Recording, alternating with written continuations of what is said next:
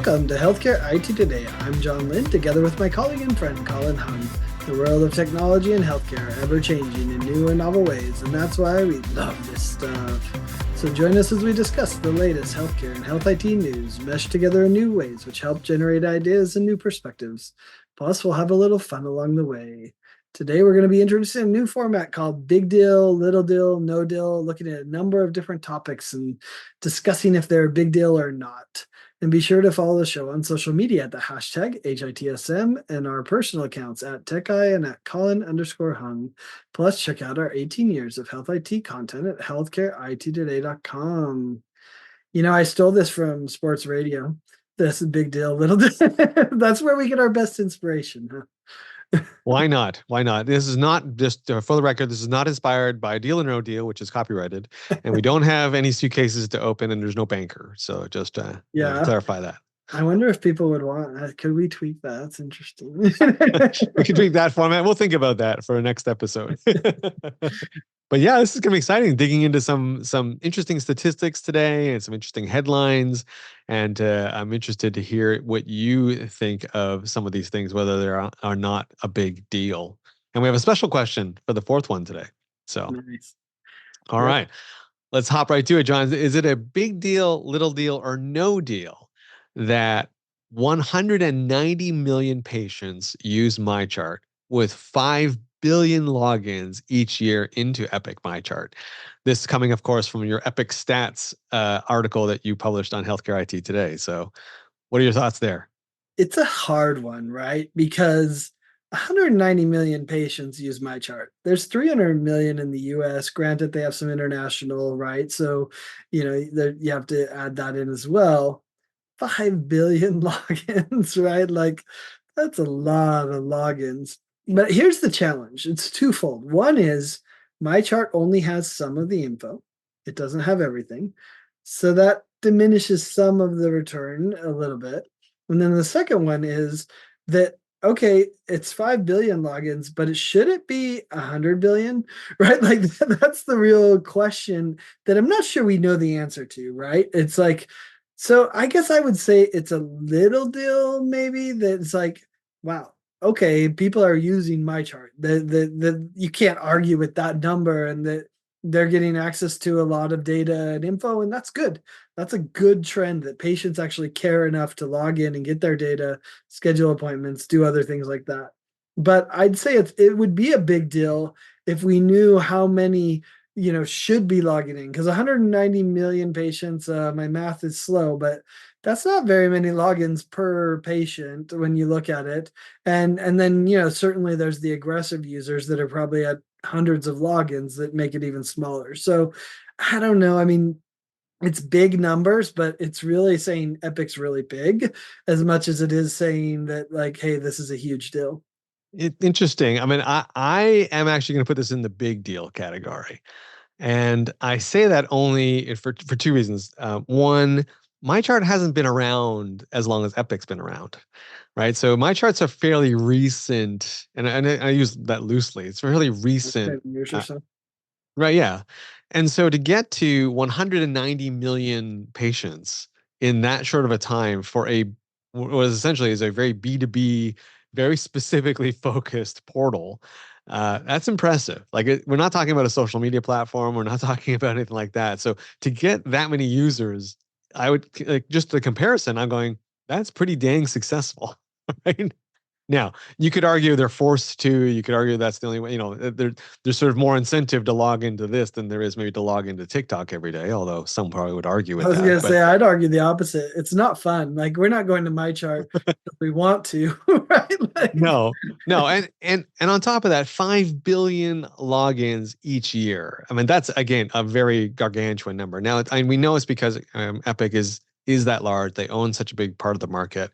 But again, just in terms of healthcare scale, I mean, that's big. Like, this is now talking about like government IRS big, like logging in to look at your tax, like that. This is pretty big numbers. So from that point of view, I think it's a big deal. The one thing I'd be interested in that would maybe detract from it a little bit is I wonder how many of these are duplicate patients. Like, am I logging into like the same patient, but it's logging into four different my charts because they have charts in different four different places, right? So, how many unique users is it compared to non-unique? But at any rate, it's still big numbers, still impressive. I think it's a testament to the fact that not so much that Epic has made a good portal, but more that organizations really believe that this is a good way for patients to go and get access to their medical records, which we know, as you said, not complete, but it's sort of the best we got. And I think it's a testament more to the healthcare providers to say, hey, this is now part of our workflow, guys. Like, you really do have to log in here to get all the information. And it's where you book your appointments now, and it's where you get all this other stuff. So kudos for making it work. Well, and it's a classic case of anytime a health IT vendor like Epic, an EHR vendor shares data, it makes you question what's the rest of the data. Like how many messages were sent through the My Chart, right? How many payments were made?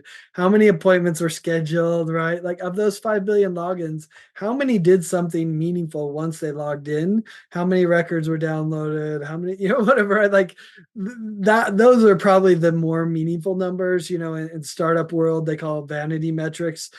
It's slightly a vanity metric, the logins, right? And 190 million patients. Well, how many are active, right? That's the other kind of more question. It's, at the end of the day, it would be really interesting to hear how many messages were sent by patients and how many appointments were done. That would give some more meat to the bone to say, oh, that is really a big deal. And my guess is a majority of them. I could be wrong, but I bet the majority is sending patient messages because that's become so popular. In fact, that's why doctors are so overwhelmed with inbox messages. That's why they had to create their AI to help the doctors respond to the messages quicker. In Basket Art is the name of that AI tool that they created. So my guess is that, which is a good thing, right? It's good that they're interacting with the doctor. No, I think so. I think so. So we're a little split on that one. So that's a good one. Let's get to the next one, John. Is it a big deal, little deal, or no deal that 46% of healthcare organizations now host their databases all or mostly in the cloud versus 36% for other sectors? This is according to a study done by Redgate. Yeah, so I would say when I heard the 46% number, I thought it was way low. So, I mean, to me, that's kind of a big deal that the move to there hasn't. And it's interesting that other industries are behind healthcare. Like, that was surprising to me too. Like, I thought we were doing okay. I didn't think we were like super behind when it comes to going to the cloud, but like, I actually thought we were further along than 46%. So, for me, that was kind of a big deal that, hey, there's a lot of on-prem still happening across the world, but in healthcare in particular. So that was a big deal for me. Yeah, I'm agreeing with you on this one. I think it's a big deal, but not because of the percentage. I think the percentage of 46% is low. Like, I think it's actually lower than it needs to be and should be by this time, by 2024. So that I'm disappointed in. So I would, if that was alone, I would say that's a little deal. It should be bigger. But the fact that healthcare is ahead of most of the other sectors, that to me was surprising. Usually we always rail on healthcare being behind and not adopting new technology. Lo and behold, according to Redgate, we're actually ahead of the game, or maybe in the top quartile, right, of industries adopting this, which is actually pretty surprising to me. I thought we were in the middle of the pack at the best, but probably trailing the pack more likely. So this was a bit shocking to me that we're actually ahead of other people. I agree. And here's the other thing you look at and you say, oh, no wonder Google, Amazon, Microsoft Azure are all spending so much money getting their cloud offerings out there because 50% of the market is still waiting to move to the cloud. Now, it won't all move, but basically, there's still a lot of green space for the cloud vendors. So it makes sense why those three companies who are doing really well with cloud and healthcare still have a lot of room to grow. Yeah, that's a good way to look at it. Is like there's a lot of green space market available. And the other way to look at it, which may make these numbers more understandable, is healthcare does generate a lot of data, right? Like, of all the industries, our industry produces probably one of the highest amounts of data on a per person per annum basis. So you look at that and go, well, we probably want to move to the cloud because we just don't have anywhere to store it internally, right? Internal storage, hosted storage is so expensive. Cloud storage, so much more cost effective. So maybe the growth is really just a reflection of the amount of data that we're producing and all that imaging data. Like I would say imaging data has probably moved to the cloud a lot faster than other data. And maybe that's what sort of is pushing this percentage, right? Because you think of all the data that healthcare generates, imaging being some of the largest. Maybe they're sort of ahead of the game and sort of pulling the rest of the healthcare higher in the percentage. Yeah, well, and we've seen a shift from the EHR vendors to embracing the cloud. I mean, I was talking to Rackspace recently. That's the number one Epic hosting, third-party hosting provider now. And that was a big thing that they talked about. That before Epic wouldn't do the cloud, and now they've embraced it fully, and they've made the tools available to do it in the cloud effectively. Now, sure, you want to make sure you do it the right way. Rackspace has taught me that a lot too, right? That Epic, you just don't want to throw it on a public cloud and say good luck, right? Like there's a lot of expertise required to do it properly. But I think those EHR vendors embracing the cloud has helped to push this along in a really big way as well. I mean, we're even seeing organizations. I had a CIO podcast recently. He said we're 100% in the cloud. And he did talk about some of the negatives of that, right? Some of the costs associated with it, some of the other, expertise. How do they have the expertise to do it, right? There were some challenges associated with it, but it's fascinating to see that like he had been able to make it all the way to 100% cloud. They didn't have any data center, which certainly his organization's unique. I don't think that's going to be true for most organizations, but it shows the trend of what's possible.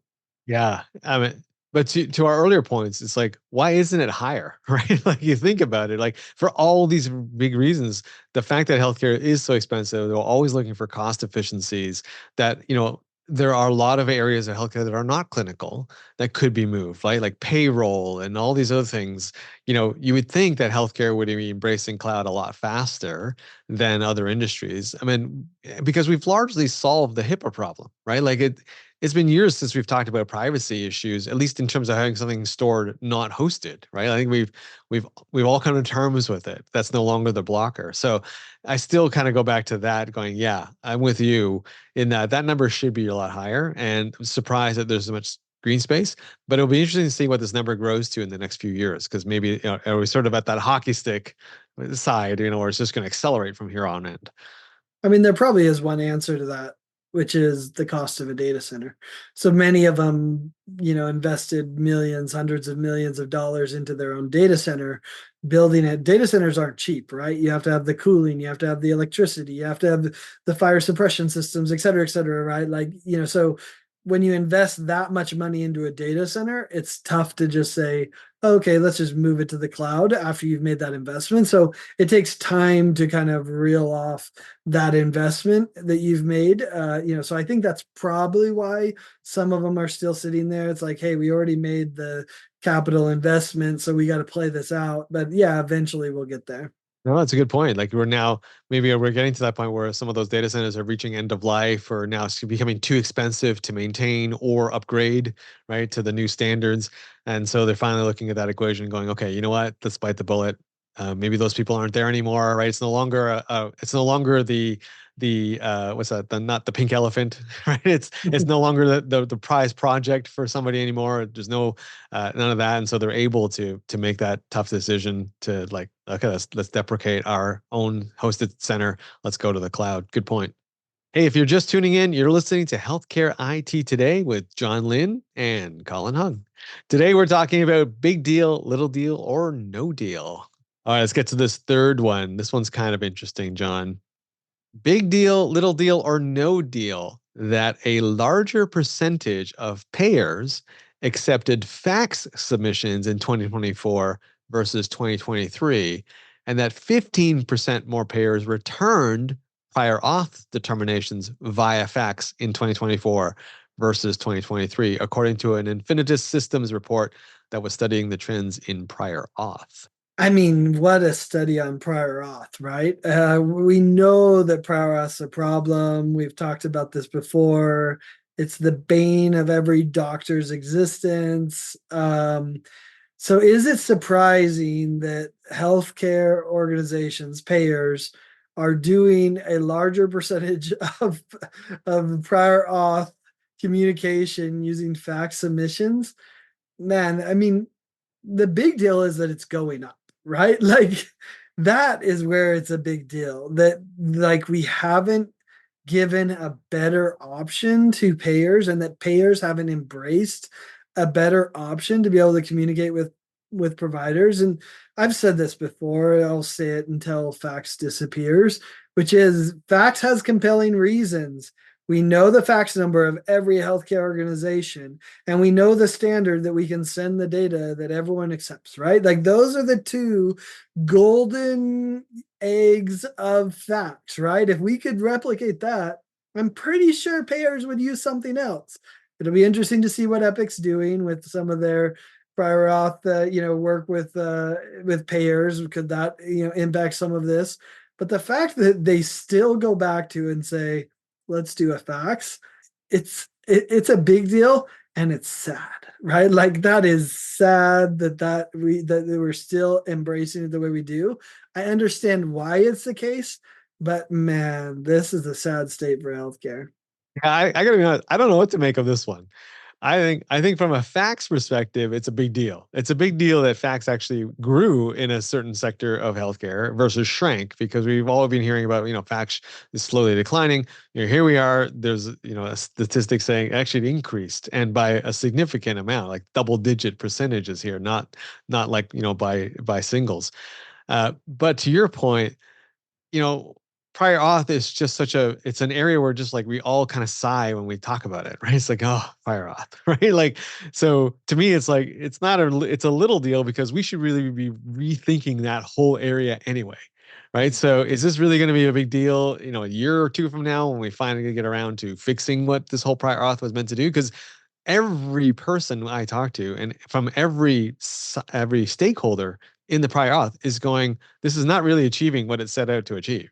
Like this is not really curbing fraud or spending or anything. It's actually just adding burden onto everybody.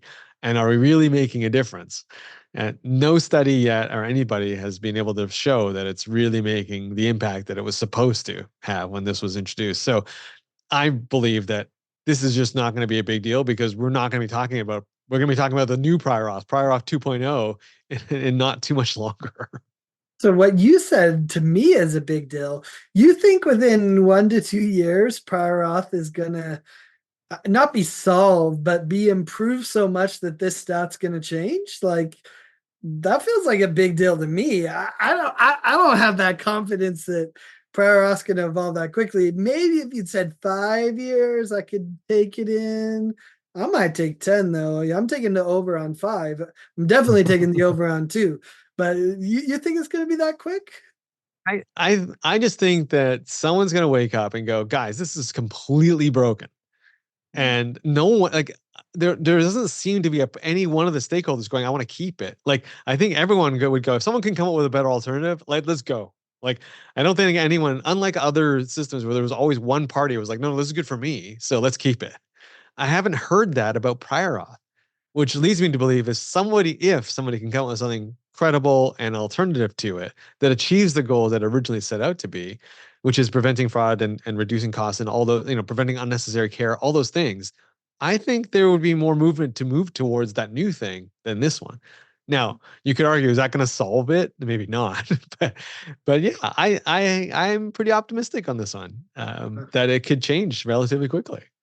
Well, I hope you're right. I think what's interesting about this stat is it's embarrassing. Like as healthcare IT people, like if we were to go to any other industry, like if you were to go to industry dinner with a wide variety of CIOs and CTOs and you talk about facts, they would all look at you and be like, what the heck are you doing? Right. And obviously they don't understand the industry, and that would be illustrated completely. And it happens with all these startup founders who come into healthcare and they're like, why are we doing facts? Like, help me understand that. Right. And then you look at the details, you're like, oh, okay. Yeah, that's a hard problem to solve. Right. But like, man, if we were in any other industry circle, who else uses facts? Like they don't, So I mean, there's a couple, but anyway, that's the big deal that's interesting to me. And maybe we shouldn't use embarrassment as a strategy to drive change, but there's a reason why we should be embarrassed, and that's because there could be a better option. We just haven't either built it and or embraced it in the way that we should. So I think that's the problem. Yeah, there's not many industries that are being supported as much as fax is by healthcare. Now I'm sure there are other industries that use it, and to your point, it's still the most ubiquitous form of interoperability, right? Like everyone's got one. The technology is solid. It works 99.9999% of the time. So, that's why it is still used. But yeah, I mean, I don't think anyone's shouting from the rooftops how much fax they actually are using. Yeah, yeah. You don't claim that in the news. Hey, hospital A, B, and C did awesome. We sent 1 million faxes. Look how interoperable we are. Trust us, patients, right? Like, there is another industry or group that uses fax as much as healthcare, I think, and that's the government. The government organizations use fax. You have to submit fax things for all sorts of ridiculously important stuff to the government, but that's the way that they've done it, and they don't have a better option. They haven't gotten to it yet, whatever reason. They're still using fax. But again, like, so healthcare should be copying the government as a model of efficiency and effectiveness. Probably not, right? That's not who we want to emulate. No. And then, just to clarify, when we talk facts, we're talking about like physical facts, which is I think what the study was looking at, versus the fax protocol, which we know it can be a protocol. Like that's okay. But Well, it is an interesting fact question. How many faxes are actually printed? My guess is like not very many in healthcare. I think they are digital fax now. I don't know. I don't know the stat on that, but I would guess it's a large percentage are all digital now, right? We're not, yeah. Thankfully, I think we got rid of the thermal roller. Those were like misery for anyone that had it, and a little heat outside and you lose your fax. But I don't think there's much printing going on in fax now. I could be That's wrong. very true. No, that's true. You're probably right. I mean, that again, that would be an interesting stat for someone to come up with, and for us to look at maybe the next time we do this kind of episode. Who's going to admit that they're still printing facts Yeah, now? yeah, that's true too. Like, oh yeah, we went through this many reams of paper. Probably not a stat you want to highlight. Well, let's get to the final one, John. And I think this is a fun one. Big deal, little deal, or no deal that we are actually on our 150th episode of this podcast. Can you believe it? 150 episodes together. That's I mean, we're totally biased on this response. I think it's a pretty big deal. Who makes it to 150? I didn't pull up the exact stats on podcasting, but our host has put out some stats that basically talk about, and you can see it because it's in their business model. Because if you make it to 15 episodes, then you go a lot further, right? But the majority of them don't even make it to 15 episodes, right? And to make it to 150, I think it's a pretty big deal because there's not that many podcasts that make it to 150 episodes. Of course, if you look across all of healthcare IT today, we're at 700 episodes. So the fact that we're still doing this and all the other, interviews podcasts, CIO podcasts, soon Sway Health podcasts, etc. Like, I don't know, 150 feels like quite an accomplishment, I have to say. Yeah, I think the number of episodes is less impressive to me just because we've been doing it. It's more that we've kept up with it, right? Like week in, week out, we've been there. We continue to do the episodes, and that to me is that A, it's been fun, of course, but B, that to me is the harder thing to do, right? Is to find the time every couple of weeks to do this and put these together. That yeah, I'm pretty proud of that record. And you're right. I mean, not many other podcasts just in general reached 150. And the fact that we've been able to do it in healthcare, in health IT, is a testament to the fact that there is such a vibrant community out there that's listening and enjoying what we're putting out there. So thank you to all the listeners, first of all.